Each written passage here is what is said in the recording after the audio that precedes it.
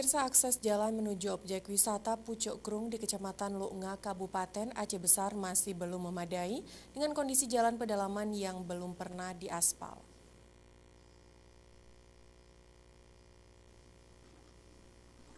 Beginilah kondisi akses jalan menuju lokasi objek wisata pemandian Pucuk Krung yang terletak di Kecamatan Luunga, Aceh Besar. Jalan tersebut hingga kini belum diaspal dan tampak becek serta berlumpur jika musim penghujan tiba.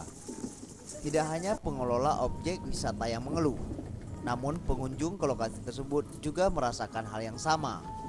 Jadi mereka enggan untuk berkunjung kembali ke lokasi tersebut karena kondisi jalan yang dianggap tidak memadai dan susah dilalui oleh kendaraan roda 4. Jalannya itu yang kurang bagus, masih banyak jalan jelek. Jadi terutama orang pakai mobil masih agak meragukan. Nah, kalau naik roda 2 mungkin udah bagus, udah boleh lah. Nah, cuman situasinya ini yang hebat ini. Belum banyaknya intervensi dari masyarakat di lokasi kolam pemandian ini membuat lokasi Pucuk Krung tetap asri dan diharapkan suasana alami dan segar seperti ini akan terus terjaga.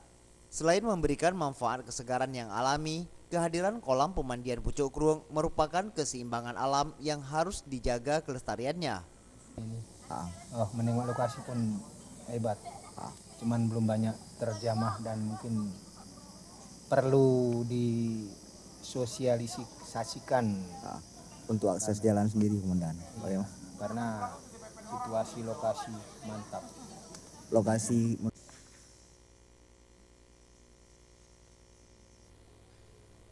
Panorama pemandian Pucuk Krung memiliki potensi besar di bidang kepariwisataan Aceh Besar jika dikelola dengan baik.